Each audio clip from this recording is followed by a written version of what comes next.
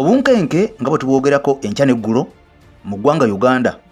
nti bwo bweyongezi kugenda mu maaso era buli lukya bwe wabaawo afudde amasasi tubuuza kimu ani addako. Embeera bwetyo bwe zzenga etambula mukwano gwange ampuliriza nga ddala omwaka guno bukya gutandika. Weewaawo n'emyaka egiyise emabega abantu bangi abazze nga battibwa nga bakubwa amasasi, naye ate guno omwaka okutandika mu mwezi ogwokuna ekintu kyasukka ne kifuuka kizibu ddala. Kakati gukedde olunaku olwaleero wano Emmengo mukwano gwange ampuliriza ku Bulange Emmengo babiri bakubiddwa amasasi era bafiiriddewo. Kakati nno mamuli nga kuleetedde mukwano gwange ampuliriza babiri bafiiriddewo masasi meerere ganyoose ne gatokota. Kakati mu bujjuvu ngenda kubeera nga mbikuwa osooka otegere nti iri essasi lifuukidde ddala essasi kati tekyaliko kubuuza tekiriiko kwekwekerera. Ampuliriza okuttibwa kw'abantu kukyagenda mu maaso ye mu ngeri emu.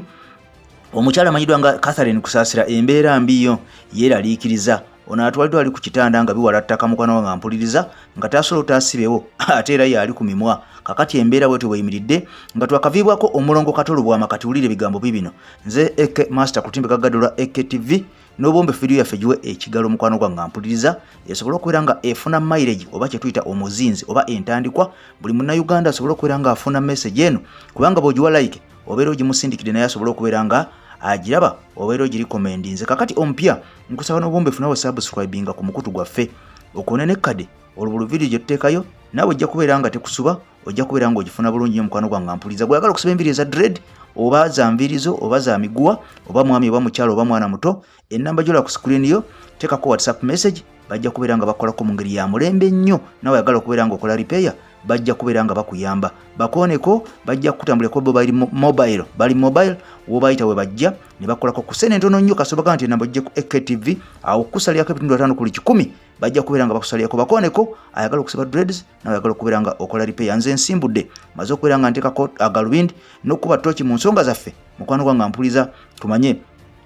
Kasoko tuteko ewa mulongo Katolo Bwama mukwano gwange ampuliriza wali enkozi olunaku olwaleero bode ye oba omubiri gwe gumaze okubeera nga gutuusibwayo wali enkozi oba nga agalamizibwawo ku bijja by'abajjajjaawe mu nnyumba ye ey'olubeerera mukwano gwange ampuliriza. Abantu bangi bamaze okubeera nga beekulumulla okubeera nga bagenda okubeera nga baziika n'okubeerawo nga bajulizi nga omulongo Katolo Bwama munnange aziikibwa. Jjukira nti ono yafa wiiki nnamba eyise emabega era mu kiraamo kye n'ateekawo etteeka yalaama naga nti nyina okumala wiiki nnamba nga nkyali ku nsi kuno nga temunaba kubeera nga munziika. Saagala mu nnyanguye saagala mu mpapye era ekiraamo kye kino kikoze nnyo kubanga bannayuganda bakigendeddeko era bakigoberedde bulungi nnyo. Abayimbi bangi abamuwerekeddeko bannakatemba kosa bannabyabufuzi mukwano gwange ampuliriza aba buli kala bonna basobodde okubeera nga bagenda wali enkozi ew'omulongo Katolo Bwama ku bijja by'abajjajja bye gye bagenda okubeera nga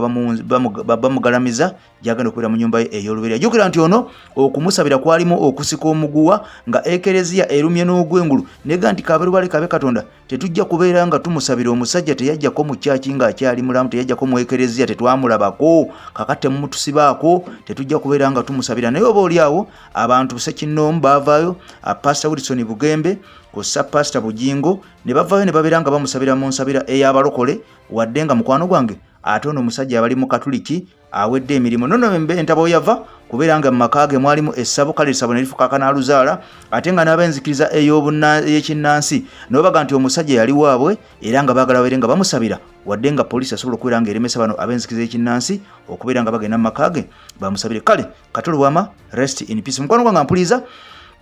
Jabukedde olunaku olwaleero amasasi ganyoose ne gatokota ne geesoza nga enkuba wali mu bitundu by'Emmengo Kisenyi mukwano gwange ampuliriza. Bulange Emmengo Kisenyi amasasi geesoozezza. Jjukira nti omwezi guno oguwedde na guno gwe tulimu abantu bakubiddwa nnyo amasasi mukwano gwange atali omu abatali babiri bazze nga basindirirwa amasasi. Kakati jabukedde olunaku olwaleero abasajja batannaba kubeera nga bategeerekeka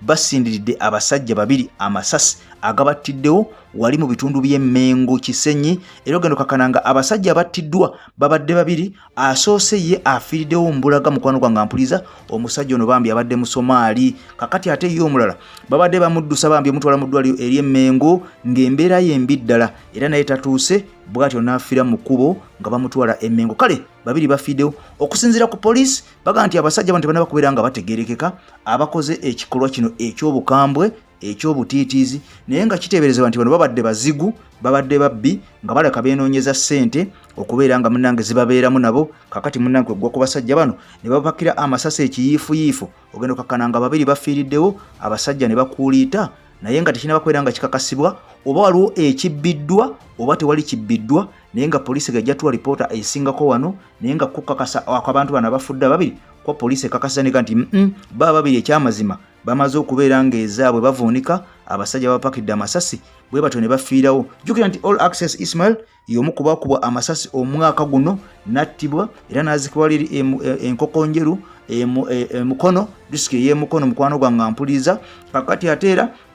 twalaba ne minisita amayitwa nga Patrick Engora nga naye bamufukirira amasasi agaali gayikanga enkuba oyo naye n'afiirawo kakati ate ne tulaba n'omukuumi we naye nga yeepakira ebyasi eby'omugirano bwatu naye ne yettirawo kakati twakoma ku ekyo ne tulaba omusajja omuyindi naye yakubwa amasasi agaamutyawo misana tteke ate ngono kigambibwa nti yamukuba yali mukuumaddembe awedde emirimu nga wa poliisi era yakwatibwa n'avunaanibwa mukwano gwange ampuliza twali tukyali ku olwo looya wano ekajjansi mukwano gwange ampuliza oyo naye yakubwa amasasi nakoledde a video olunaku olwajjo wano nenkonyola nti okusinziira ku poliisi bagamba nti abaamutta baali bamumanyi bulungi nnyo era waliwo ddiru eyali erimu akakadde kalamba akadoola nga kigamba nti oba n'omugenzi ono yagirimu n'abantu bano kakati ono ne bamugulya era ng'okusinziira ku byavudde mu poliisi bagamba nti abaamukuba amasasi okumutya ddala ate era baali bamukwata mundu abawedde emirimu be basobola okubeera nga bamaliriza omusajja ono mu ddiru eyo nga yakawumbya akakadde akalamba akadoola kigambibwa nti yali yagyetabamu oba oliawo kakati nno ampuliriza gyebukedde olunaku olwaleero nga bwe nkukakasizza nti abasajja babiri bambi bakubiddwa Abasomali amasasi omu afiiriddewo omulala ne bamutwala nga yenna alebaleba naye tasobodde kubeera nga tukali mu ddwaliro ery'Emmengo bwatu naye nabeera nga munnange afiiddewo kakati mu ngeri y'emu omuyimbi amayirwa nga Catherine Kasekase kusaasira presidential advisor ku nsonga zaaki mukwano gwange ampuliza tombuuza kubanga nange simanyi oba Kasayini kusaasira advisinga mwami Museveni ku nsonga ki kubanga oli ye mwami tibahabulwa tawabulwa kakati ate guverinoma nze advisor we mba nkusekerera nsekera mu kikonde ninga nti bannanga banaku beekina kakati ono Catherine kusaasira mama Kabina mukwano gwange jukira nti mabega kawo Masaka wali eri mwami Museveni yamuswaza mu lwatu mu maaso g'abantu namuga nti gwe sikyagala kulaba abantu benjagala okulaba face ndala nnyo mpya nnyo kakati gwafuna dda ssente wagagawala ate okyanjagaza ki mulekeko n'abantu abalala bajjeko gyendi nabo basabenga namwe bwe mwasaba nembawa nemwe mwezinga mu mikusa gy'abantu buli kaseera mwagala okujja okundaba kakale bali kuleeta naye si kakati siriredde kusingana kati kakati wetwogera olunaku olwaleero mukwano gwa mpuliriza olunaku olwaleero olukedde ng'ono kigamba nti ali ku kitanda naye olumbe lumubala embirizi maama Kabina mu mbeera y'atakulekera tomulekera mukwano gwange ennyanja ekutte omira kakati ono maama Kabina tetumanyi kiki kimuluma tetumanyi lwaki bamuwadde ekitanda naye ng'amawulire agavaayo galaga nti ali mu mbeera ya ku kitanda era essaawa zino tali mu maka ge tali mu mbeera nnungi ali mu ddwaliro ajjanjabwa tetumanyi oba musujja oba puresha tannyonnyodde bisingawo naye nga amawulire gamaze okubeera nga gafuluma era nga galaga nti ali mu ddwaliro munnange apookya olumbe lumubala embirizi tetumanyi oba puresha y'amabanja jjukira nti ono gye buvuddeko emabega kaawo yavaayo n'atema omulanga ng'omwana omuto naga nti enju yange egenda nagisinga nga nenkola emirimu gya NRM naye kakati nsaba ssente zange bazinzize abasajja baagaana enju banka egenda gitwala emmanja obukadde 100 kakati bwe ne bisirikamukko tetumanyi oba obukadde 100 yabuwaayo oba teyabuwaayo oba yawaako ekitundu mukama yasinga okubeera nga amanya naye nga twasemba okumanya nga ali miranga nga yagitemedde ddala nga nti abanjibwa naye enju ye n'amaka ge munange wali Makindi Luwafu gaali gagenda kakati nno embeera bwetyo bwerinze ekemasa mukwano gwa mpuliriza kankusabire eno giwe ekigalo ompyo subscribinge ku mukutu gwaffe tutambule ffenna mwaka waffe bye bye mukama akunkumira takuumira mpeera kumpera ebirungi ebikira obugulu bw'eggongolo.